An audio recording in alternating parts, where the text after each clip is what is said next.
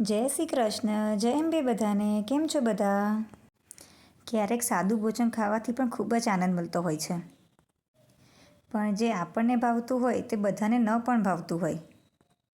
બાળકોને ભાવે તેવું મોટાને ન ભાવતું હોય, મોટાઓને ભાવે તેવું હસબન્ડને ના ભાવતું હોય. ને આ બધાનું ભાવતું બનાવવામાં, બધાનું ધ્યાન રાખવામાં આપણને શું ભાવે છે તે તો આપણે ભૂલી જ જઈએ છીએ. આજે હું કોબીજનું શાક બનાવવાની છું, જે રેગ્યુલરી બધાના ઘરમાં બનતું હશે, પણ બધાની રીત અલગ હશે. અને તેની સાથે તમે શું સર્વ કરો છો તે મને કહેજો.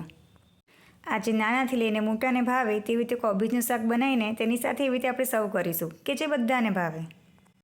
પણ હા, કોબીજનું શાક બનાવ્યા પહેલાં તમે જ્યારે બજારમાંથી કોબીજ લાવો છો તેના ઉપરના 4-5 પાન કાઢી નાખવાના અને તેના કટકા કરીને સરસ એવા વોશ કરીને ગરમ પાણીમાં મીઠું કાં તો વિનેગર નાખીને તેને અડધોથી 1 કલાક પલાળી રાખો. અને પલાળ્યા પછી પણ તેને સરસ એવા 4થી 5 વોશ કરીને લો. કોબીજના શાકમાં દેખાય નહીં તેવી ઝીણી જીવાત હોય છે, તેનું નામ DBM હોય છે.